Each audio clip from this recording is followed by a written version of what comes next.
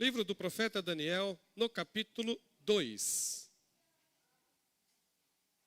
Há uns 15 ou 20 dias atrás, aproximadamente, nós pregamos sobre o capítulo 1. Eu não vou fazer uma sequência, mas de vez em quando eu vou trazer o 3, depois o 4, e aí a gente termina o livro de Daniel. Mas sem ser uma série, tá? Não será uma série, não. Mas de vez em quando eu vou estar trazendo os capítulos de Daniel aqui. Como eu já fiz o 1, não tem tanto tempo, eu vou entrar no 2 hoje. Aí mais na frente a gente faz o 3, depois o 4, depois o 5, e vai indo. Conforme o Espírito Santo for direcionando as nossas vidas. Vamos ler do 17 até o 23. Capítulo 2, do 17 até o 23. Porém, nós vamos falar sobre o capítulo 2 inteiro. Mas ele é muito longo, são 50 versículos, então não dá para ler tudo. Então a gente vai ler esses versículos, depois a gente vai estar falando sobre todo o capítulo.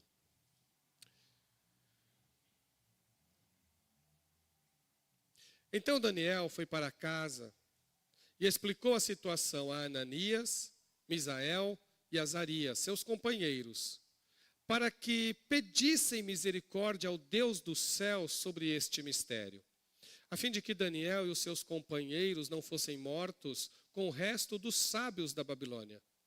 Então o mistério foi revelado a Daniel numa visão de noite. Daniel bendisse o Deus do céu, dizendo: bendito seja o nome de Deus, de eternidade a eternidade, porque dele é a sabedoria e o poder.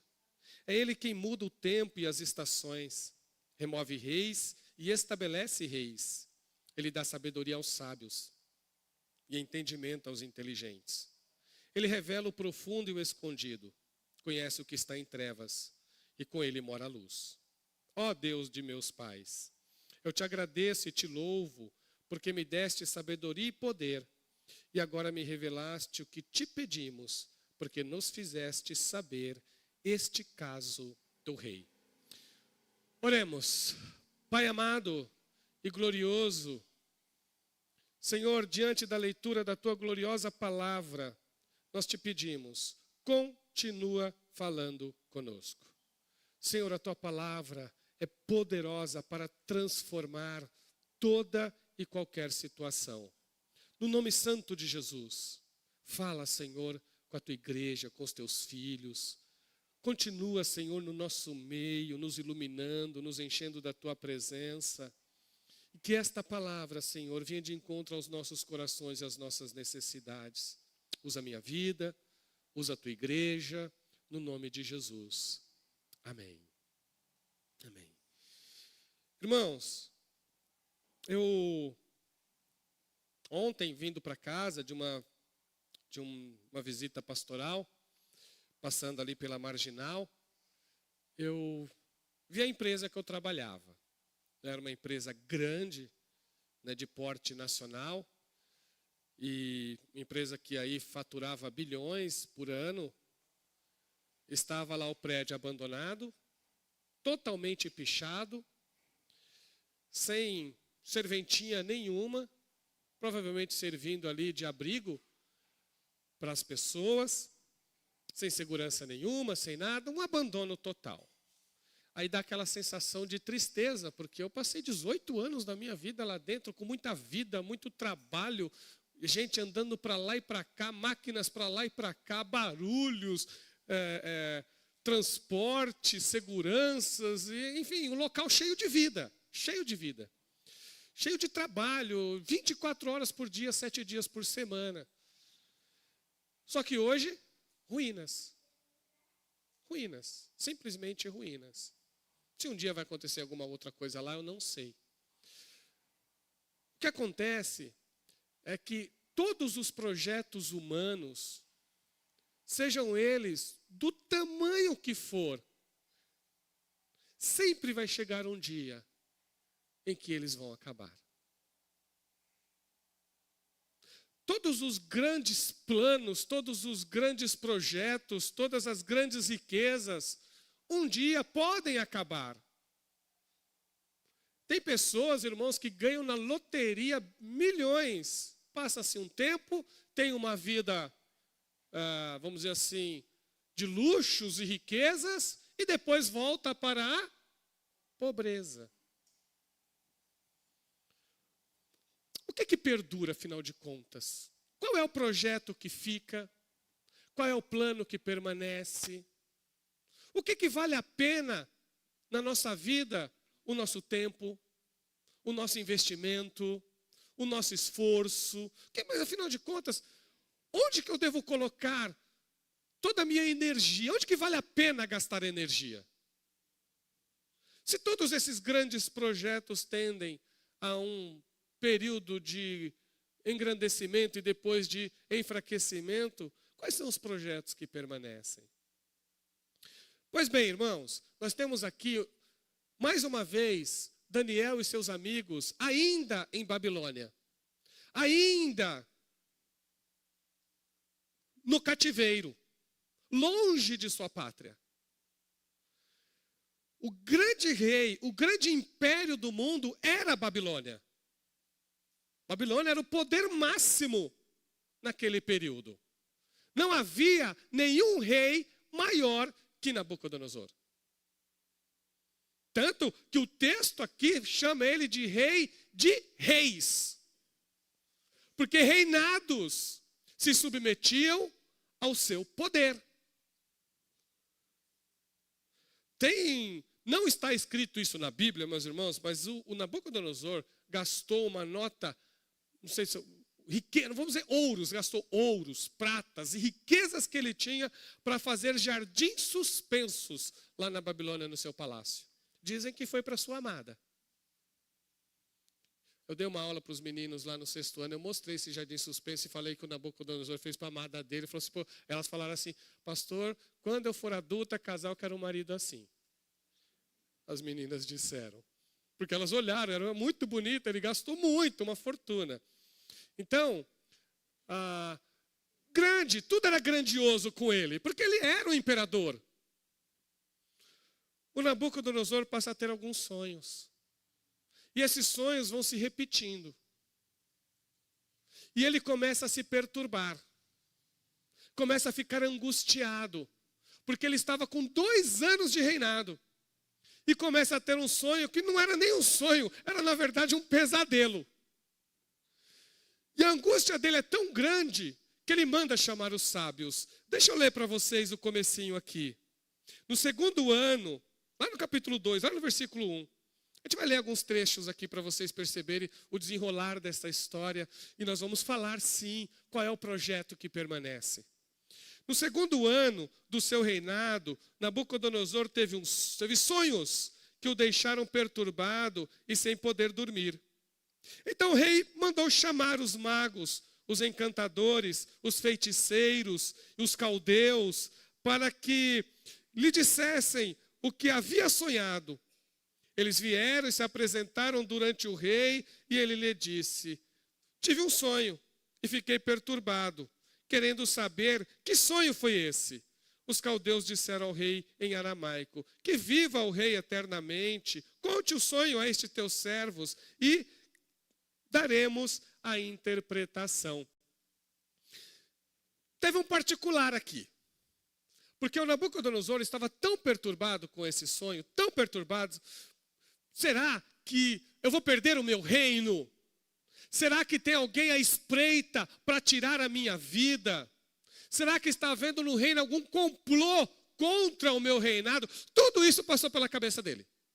Então, quando ele chama os seus magos, os seus sábios, os seus conselheiros, ele dá uma missão impossível para eles. Ele chega para ele e fala assim, olha, eu sei, eu estou parafraseando, tá? Vocês têm livros aí de adivinhação, vocês têm aí os livros de interpretações de sonhos de vocês, mas eu quero alguma coisa a mais aqui, porque eu preciso ter certeza de que os deuses da Babilônia estão do meu lado. Então é o seguinte, eu quero que vocês me contem o sonho que eu tive, e depois vocês me deem a interpretação. Aí eles, rei, não dá. Fala aí o sonho que você teve, que a gente consulta nos livros aqui, e a gente passa a interpretação. E Nabucodonosor preocupado, porque, afinal de contas, e se eles fizerem parte do complô? Então ele queria ter certeza de que as divindades babilônicas estavam realmente falando com ele. Ele falou, não, vocês vão me dizer o sonho e vocês vão me dizer a interpretação, porque se vocês não me disserem o sonho e vocês não me disserem a interpretação, vocês vão todos serem mortos e as famílias de vocês vão ficar desabrigadas. Era essa a fala dele do tamanho da sua perturbação. E aí, mais uma vez, os magos tentam conversar com ele e convencê-lo. Falou, rei, conta pra gente, a gente está aqui para te ajudar. Nós estamos aqui para te dar um apoio. Fala pra gente o sonho, que nós vamos te dar essa interpretação. Fica tranquilo. Ele falou, não, vocês estão tentando me enganar.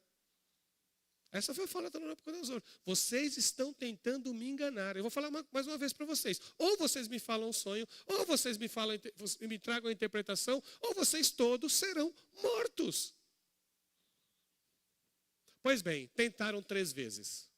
Na terceira vez, eles reconhecem a impossibilidade de ajudar o rei. No versículo 16, vocês vão perceber aqui, dizendo assim, olha, os caldeus responderam na presença do rei, não há nenhum mortal sobre a face da terra que possa fazer o que o rei exige. Nunca houve um rei, por maior e mais poderoso que fosse, que tenha exigido semelhante coisa de um mago, encantador ou caldeu. Isso que o rei exige é difícil, e não há ninguém que o possa revelar diante do rei, a não ser os deuses, e estes não moram entre os mortais. Eles reconhecem que é impossível descobrir qual é o sonho do rei. Eles reconhecem o fracasso humano, que nenhuma sabedoria humana é capaz de falar para o rei aquilo que o rei havia sonhado. E o rei é rei. E falou, então, todos vocês irão morrer. Ele faz o decreto e pede para os seus soldados executarem as suas ordens. Quem que está incluído nesse decreto, meus irmãos? Quem foi treinado 3 anos para servir na corte de Nabucodonosor? Daniel e seus amigos. Daniel não estava lá no trono falando com eles. Os magos não chamaram Daniel nem os seus amigos para conversarem com Nabucodonosor. Só que a sentença também era para eles, porque eles haviam sido treinados para aconselhar o rei. Quando Daniel sabe, Daniel vai conversar com o chefe da guarda do rei, chama o chefe da guarda e fala, o que está acontecendo? Por que está tendo todo esse burburinho aí? Por que o rei está tão severo? E aí o Arioque conta para ele. Conta tudo o que estava acontecendo. E o Daniel, na sua sabedoria, fala assim, olha, faz o seguinte, me dá um tempo. Me dá um tempo. Me dá um tempo que eu vou falar com meus amigos, nós vamos orar. Né? E nós vamos falar para o rei qual é o sonho dele e qual é a sua interpretação. Que se vocês observarem aqui no versículo 17, está assim, aliás, perdão, né, o 17 foi o que a gente leu. O Daniel vai exatamente dizer isso para ele, a partir do 12. Ao ouvir isto, o rei ficou tão irado e furioso que mandou matar. Então Daniel com cautela, no 14, então Daniel com cautela e prudência foi falar com Arioque, chefe da guarda do rei, que tinha saído para matar os sábios. E Daniel perguntou, por que esse decreto do rei é tão severo? Então Arioque explicou o caso a Daniel. E Daniel foi falar com o rei para pedir que lhe desse tempo. E ele revelaria ao rei a interpretação. Sabe o que Daniel foi fazer, meus irmãos? Foi orar. Porque a vida dele estava em jogo. A vida do Ananias, do Misael, do Azarias, estava em jogo. Eles estavam incluídos na sentença de morte de um rei que estava perturbado por causa de um sonho. O rei não tinha medo de nada, mas se amedrontou diante de um sonho. Quando Daniel e seus amigos se reúnem para orar, enquanto Daniel descansava, Deus mostra para ele exatamente o que estava acontecendo, mostra qual foi o sonho do rei, mostra qual será a interpretação a ser dada. E aí foi a leitura que eu fiz para vocês, onde Daniel declara, num ato de fé e de adoração, quem é que tem o controle de toda a história do universo nas suas mãos. E nós temos aqui, irmãos, uma das declarações de fé mais grandiosas que nós encontramos nas Escrituras, que é uma adoração ao Deus Todo-Poderoso. Uma vida de confiança, uma vida de constância, uma vida que sabe quem é o Deus que serve. Quem sabe o Deus que serve, meus irmãos, enfrenta desafios com coragem e com fé. Bendito seja o nome de Deus, de eternidade a eternidade, porque dele é a sabedoria e o poder. É ele quem muda o tempo e as estações. Ele remove reis, ele estabelece reis, ele dá sabedoria aos sábios, ele dá entendimento aos inteligentes, ele revela o profundo, ele revela o escondido, ele escolhe o que está, ele conhece o que está em trevas e com ele mora a luz. Ó Deus de meus pais, eu te agradeço e te louvo, porque me deste a sabedoria e o poder, e agora me revelaste o que te pedimos, porque nos fizeste saber este caso do rei. Deus interveio na vida de Daniel e de seus amigos. Deus interveio na vida dos seus servos para preservar não só a vida deles, mas a vida de todos os magos que havia em Babilônia. Projetos de vida é projetos de Deus. Projetos de morte é projeto pagão. Sentença de morte é sentença pagã. Palavras de vida vêm de quem é de Deus. Quem é de Deus fala palavras de vida. Quem é de Deus ora. Quem é de Deus busca a presença do Deus Todo-Poderoso. Quem é de Deus reconhece o Deus que serve. Daniel volta para Arioque, fala com ele, fala assim, olha, pode me levar na presença do rei, porque eu vou conversar com ele. E aí nós encontramos, irmãos, tem detalhes no texto que eu falo assim, Jesus, só o Senhor mesmo para colocar detalhes assim, para a gente perceber algumas coisinhas. O Arioque não foi nem procurar o Daniel. Ele ia executar a sentença do rei. O Daniel que vai lá e fala assim, olha, deixa eu fazer algo diferente aqui. Aí o Arioque vai e permite, porque ele sabe que era algo bem complicado, algo inédito. Mas quando ele leva o Daniel lá para o rei, ele fala assim, o rei, eu achei uma pessoa que pode te ajudar. Olha a cabeça, eu achei alguém, rei. Eu fui atrás, sabe, conversei com ele e ele pode te ajudar. Ele não achou nada, gente, foi Daniel que foi falar com ele. Ele nem procurou. Mas diante do rei, ele quis ganhar o espaço dele, né? São as políticas da vida. As políticas da vida. E foi o que ele fez. Daniel tranquilamente entrou, não questionou. Servo de Deus, quem é servo de Deus é diferente, né, meus irmãos? Aí quando ele chega para o rei chega para ele e fala assim, você vai falar qual foi o meu sonho? E qual é a interpretação? Aí o Daniel responde como um homem de Deus que ele é. E ele fala a mesma coisa que os sábios falaram. Ele diz o seguinte, fala assim, olha, rei, o mistério que o rei exige, nem sábio, nem mago, nem encantador, ninguém pode revelar isso. Mas há um Deus no céu que revela mistérios. Este vai fazer o rei saber qual é os acontecimentos nos últimos dias.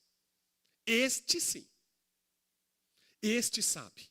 Eu não sei, sábio nenhum sabe, entendido nenhum conhece, mas o Deus dos céus, o Deus Todo-Poderoso, o único Deus, Criador e glorioso, esse sim sabe todas as coisas. E é isso que ele apresenta para o Nabucodonosor. Ele não diz que ele sabe, ele não diz que é o mais sábio de todos, muito pelo contrário, ele até reconhece que ele não é mais sábio que ninguém. Mas ele serve um Deus. E é esse Deus que ele apresenta na corte de Nabucodonosor. Ele não se apresenta, ele apresenta o Deus que ele serve. Ele dá honra ao Deus Todo-Poderoso. Ele glorifica ao Deus que ele serve diante de um trono pagão. diante de um rei idólatra e politeísta. E ele vai contar para o rei exatamente aquilo que o rei queria. No começo, dá a sensação que o rei também fica preocupado, fala assim, você também está tentando me enganar. Mas aí ele conta para o rei.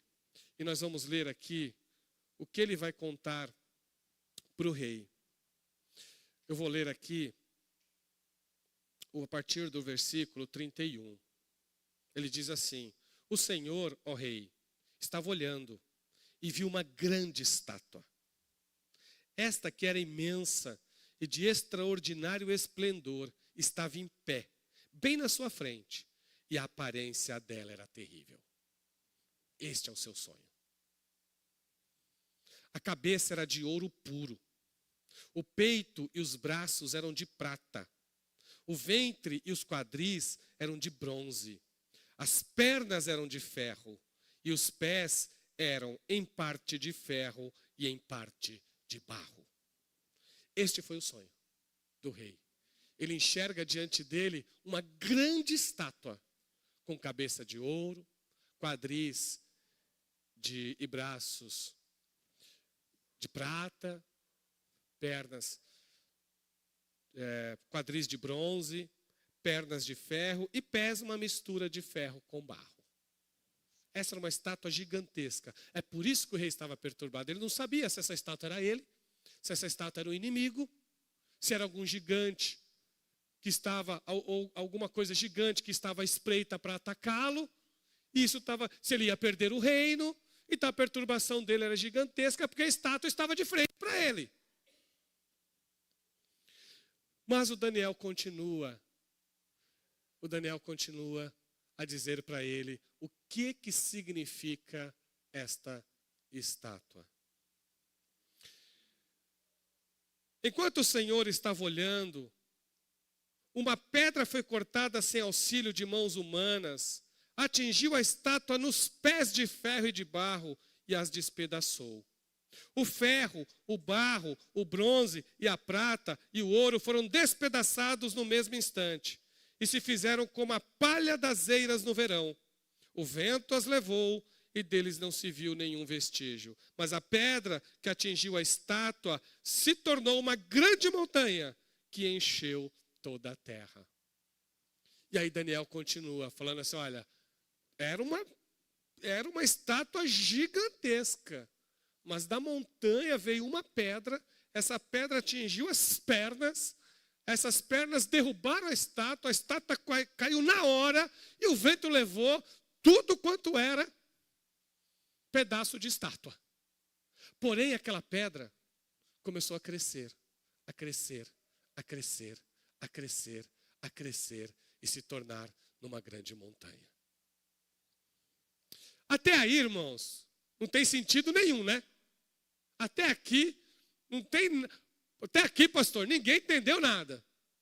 Mas quando vem a interpretação, quando Daniel começa a explicar o sonho, e aí nós vamos entender por que ele orou desse jeito. Por que ele engrandeceu Deus dessa forma? Por que as palavras dele é sobre esse Deus extraordinário, grandioso e poderoso? Porque ele começa a dizer, rei, o sonho é esse. E a interpretação é o seguinte, o Senhor é rei de reis. Quem te colocou aí foi Deus. O Deus do céu conferiu o reino e o poder para você. A sua força, a sua glória, foi todo Deus que deu. Nas suas mãos foram entregues os filhos dos homens, onde quer que eles habitem. E o Senhor domina sobre todos eles. O Senhor é a cabeça de ouro. Olha aí. Cabeça de ouro, o próprio Nabucodonosor. Então a cabeça da estátua é o próprio Nabucodonosor. O reino de Babilônia. Mas, ó rei, virá um outro reino, depois do seu. E ele continua. Depois do Senhor se levantará outro reino. Ele vai ser inferior ao teu. E depois vai ter um terceiro reino, e esse de bronze, que terá domínio sobre toda a terra. O quarto reino será forte como o ferro, pois o ferro quebra e despedaça tudo. Como o ferro quebra todas as coisas, assim esse reino fará em pedaços e destruirá todos os reinos. Projetos humanos, porque a estátua era feita de materiais humanos. Se a estátua era feita de materiais humanos, ela representa todo o projeto de grandeza humano. Então a estátua, irmãos, é todo o projeto de grandeza que há neste mundo. Seja ele qual for. Se nós formos colocar aqui no texto o que Daniel viu como uma profecia, dá para fazer também. Daniel não deixa isso muito claro, mas nós podemos fazer essas inferências. Inclusive, muitos estudiosos dizem que é isso. Primeiro reino, Babilônia. Segundo reino, o reino dos persas, dos medo-persas. Terceiro reino, o reino da Grécia. E o quarto reino, o reino de Roma. Certo? São os 4 grandes reinos do mundo antigo. Os 4 grandes reinos do mundo antigo. Todos eles grandiosos. Todos eles com grandes projetos de expansão. Todos eles dominaram o mundo. Roma dominou o mundo. Depois, os persas também dominaram o mundo. Com Dário. Depois, os gregos, com Alexandre o Grande, também dominaram o mundo. E por fim, os romanos, na época de Jesus, também tinham o domínio do mundo nas suas mãos. E era gigantesco o reino de Roma. Gigantesco. Tinha partes mais frágeis e partes mais fortes, por causa da grandiosidade do reino. Mas todos eles, reinos humanos e projetos humanos. Todos eles. O reino de Babilônia já não existe mais. O reino dos persas também não existe mais. O reino grego, Império Grego, também não existe mais. E também não existe mais o Império Romano. Todos eles tiveram começo, meio e fim. Porque eram humanos. E tudo que é humano é temporário, é passageiro. Seja ele o tamanho que for. O mundo, irmãos, é cheio de projetos humanos que começaram, se desenvolveram e acabaram. Porque essas coisas não perduram. O ser humano foi criado com limitações. O ser humano foi criado com tempo mesmo. Mas tem que ter alguma coisa na nossa vida que tem que perdurar. Tem que ter algo que tem que permanecer. Tem que ter algo que não é para ser destruído. Tem que ter algo nesta vida a qual nós podemos amparar a nossa fé, confiar, gastar o nosso tempo, a nossa vida, e dizer, olha, nisso daqui é algo que fica, que perdura, é algo que não se destrói. Pois bem, irmãos, Daniel disse o que é. Daniel chamou de uma pedra. E essa pedra não foi humano que fez, porque ela veio do alto. E ela quebra o projeto humano na raiz. E todos esses projetos humanos caem e ruem. Seja a grandiosidade que ele tiver, ele não se sustenta diante da pedra que Deus envia. Daniel contou o que é. E eu vou contar para vocês também.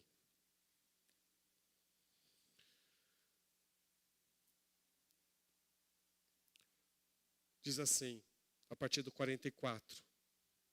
Mas nos dias desses reis, o Deus dos céus levantará um reino que jamais será destruído e que não passará a outro povo.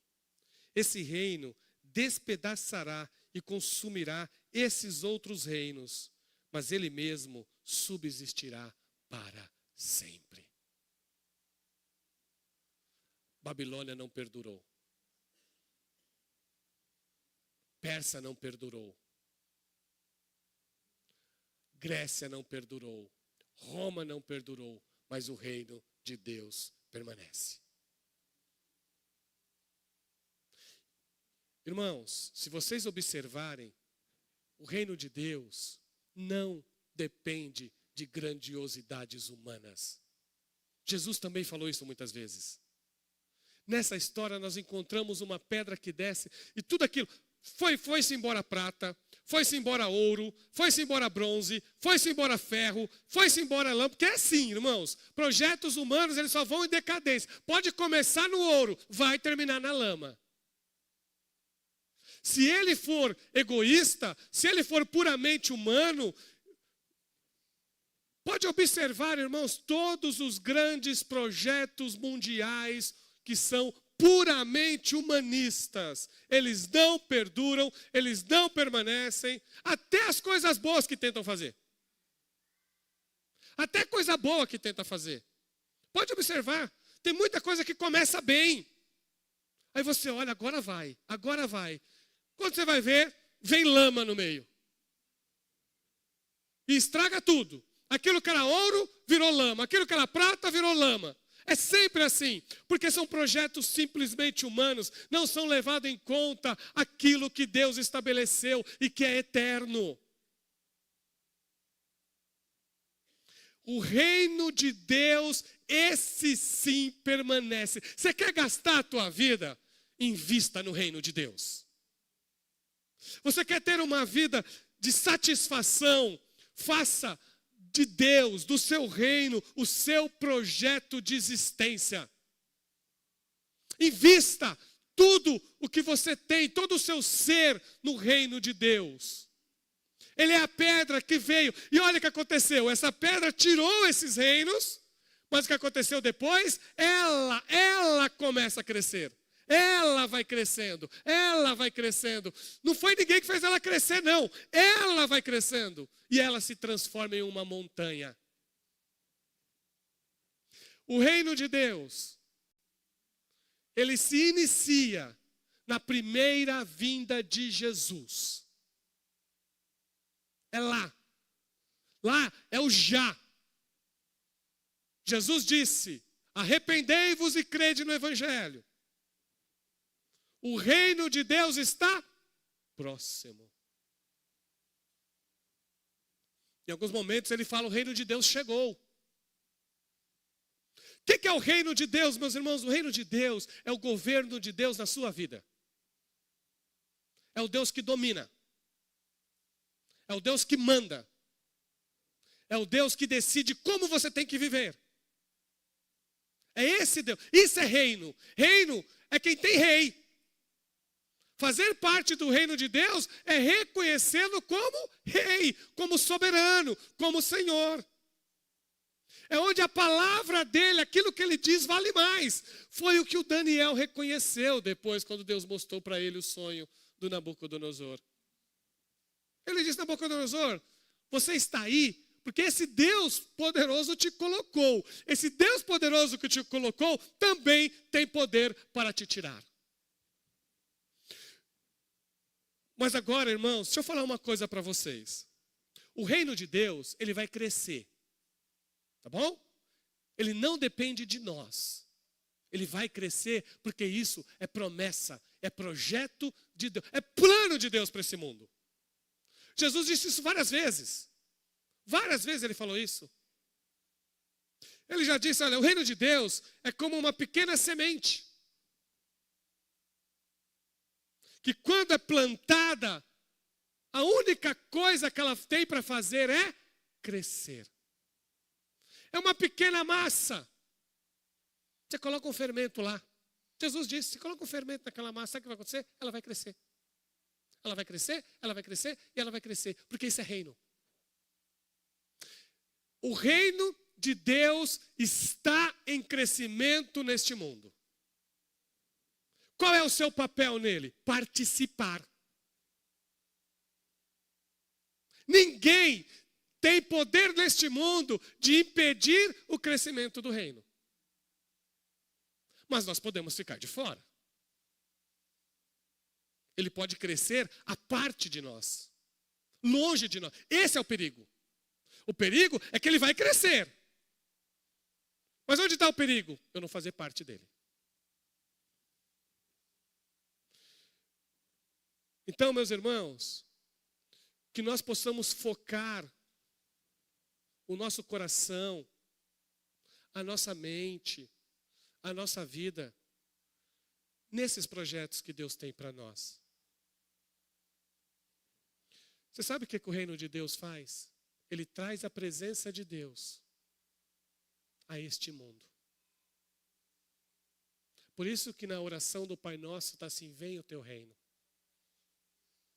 O vir o teu reino é essa presença de Deus soberana e gloriosa na nossa vida.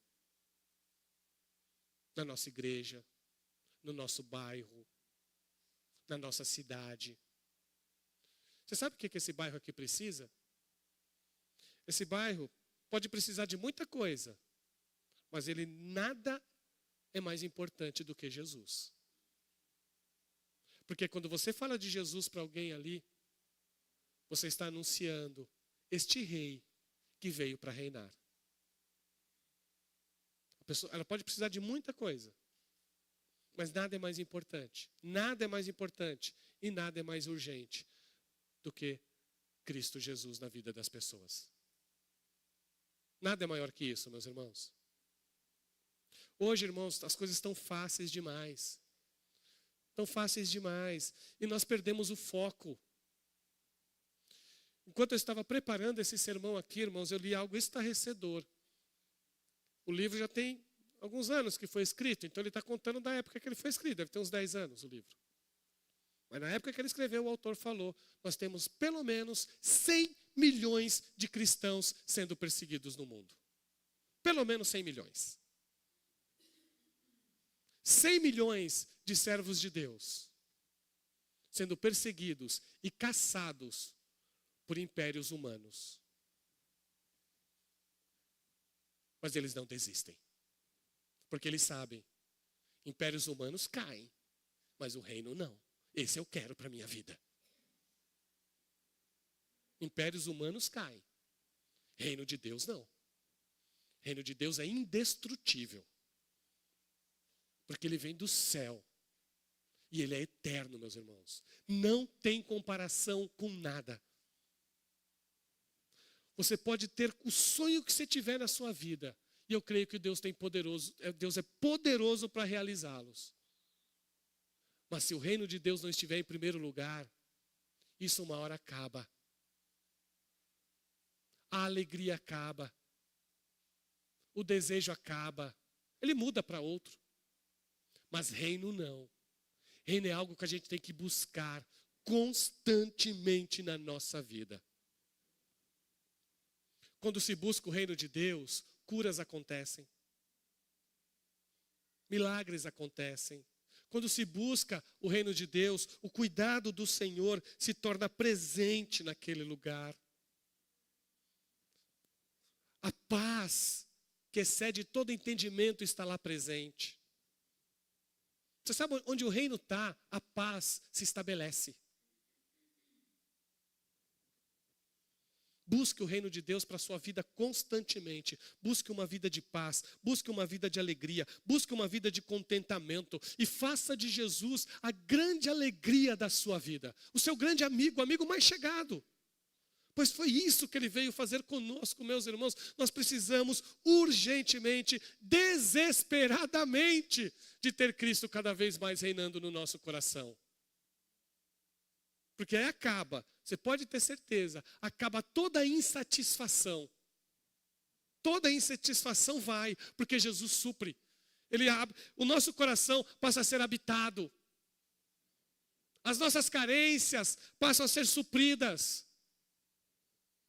Quando nós encontramos esse reino que está aqui. Abre mão de grandioso. Deixa que a grandeza que você tiver, deixa Deus dar. Deixa que Ele dá. Deixa Deus fazer você do tamanho que Ele quiser fazer. Deixa Ele fazer isso. Deixa Deus colocar. Irmãos, sabe, eu tenho falado para Deus: Senhor, faz da igreja o tamanho que o Senhor quiser. Não é fácil fazer isso, não. Tem que ter coragem. E confiar. Faz da igreja o tamanho que o Senhor quiser. Porque o reino é teu. Eu falo isso como pastor, irmãos. morrendo de medo dos irmãos saírem da igreja. Mas eu falo, Senhor, a igreja é do tamanho que o Senhor quiser. Ela é tua, ela não é minha, não é meu projeto. A igreja não é projeto pastoral, a igreja é projeto de Deus. Vocês entendem isso? E nunca pode ser projeto humano. Sempre tem que ser projeto de Deus. Que Deus dê o tamanho que Ele quiser para a sua vida. Mas que esse tamanho seja o tamanho do reino. Porque ele começa pequeno sim, meus irmãos. É pequeno que se começa as coisas. É pequeno. Desde a vinda de Jesus, esse reino está em crescimento, em crescimento, em crescimento. Sabe o que diz a palavra de Deus? Que a vinda de Jesus virá quando o evangelho do reino for pregado a todas as nações.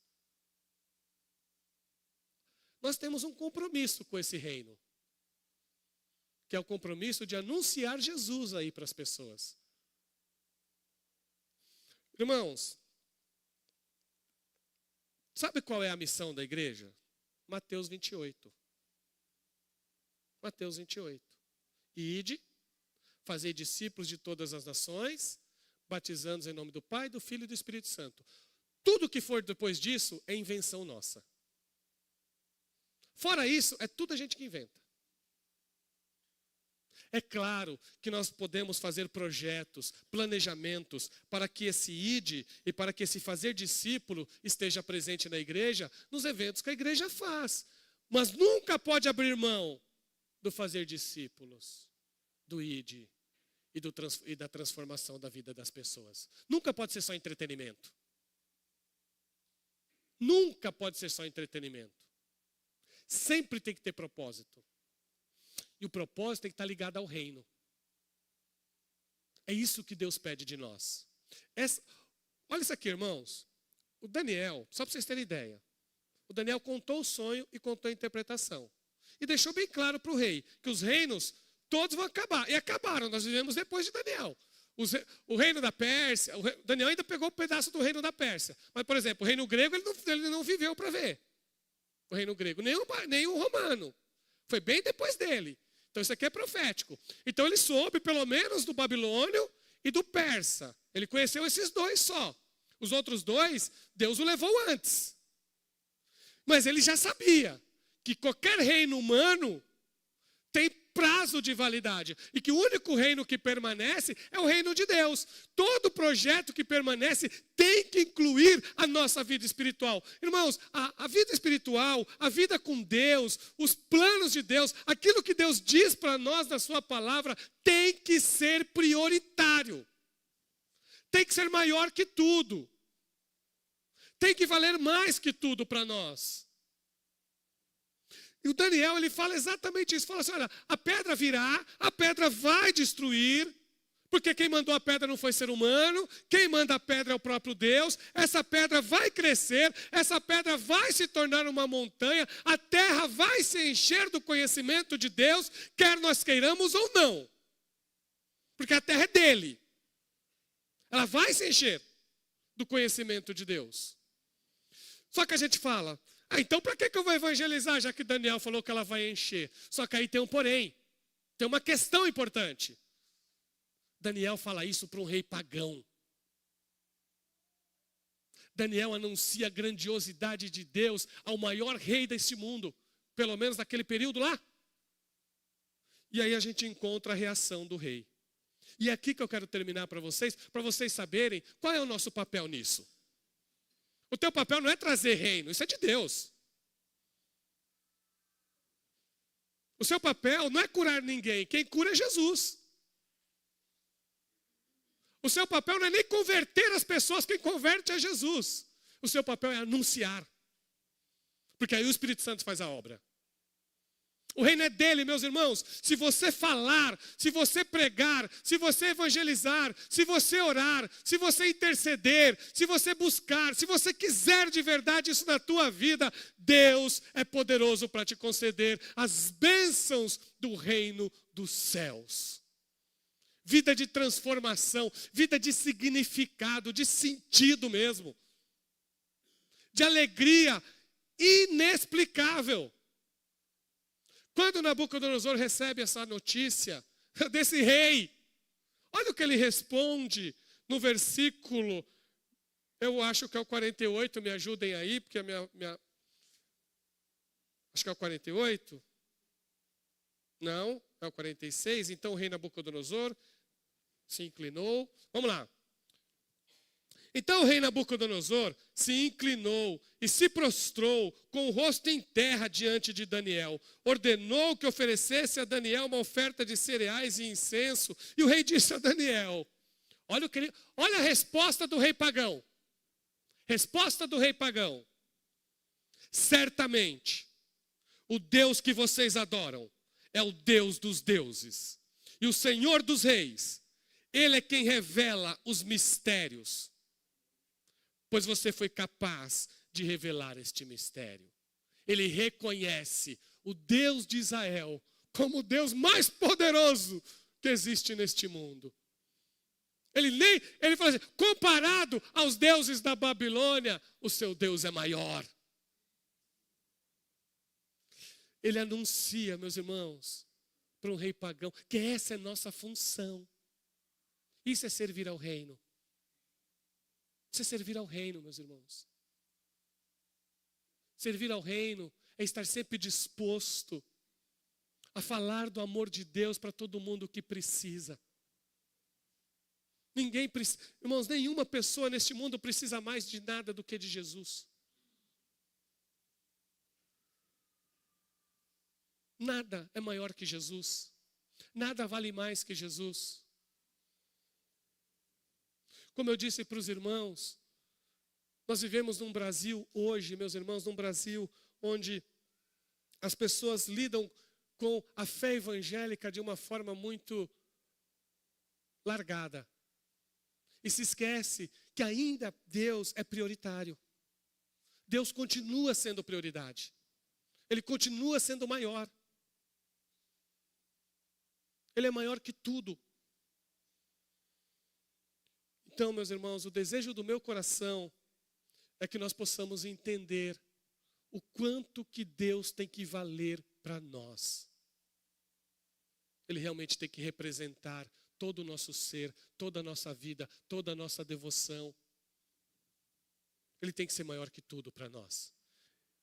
Nada tem que ser menor que Deus, nada, meus irmãos, nada. Que o teu coração, que a tua vida se achegue a esse Jesus de uma forma tão grandiosa que você não tenha mais nada além do que Jesus. Jesus conta muitas parábolas sobre o reino de Deus. Muitas delas. Quem lê as parábolas de Jesus são parábolas do reino. Sobre esse plano, esse governo de Deus para este mundo. Ele chega a dizer assim, olha, um comerciante vai numa loja e ele encontra uma pérola de imenso valor. Ele pega toda a sua riqueza, vende tudo que ele tem para comprar essa única pedra. Porque ela vale mais do que a sua própria riqueza. Jesus chama isso de reino de Deus. É um homem que vai a um campo, ele abre o campo e encontra um tesouro nesse campo. Ele pega tudo que tem, vai falar com um monte de gente, investe tudo da vida dele, chega naquele dono do campo e fala, eu quero esse campo. Mas não era por causa do terreno, é só por causa do tesouro que estava lá. Jesus fala que esse tesouro é o reino de Deus. Nada pode ser maior que isso para nós. Nada pode ser maior que essa busca de Deus na nossa vida. Esse desejo intenso de ter o Senhor reinando completamente em nosso coração.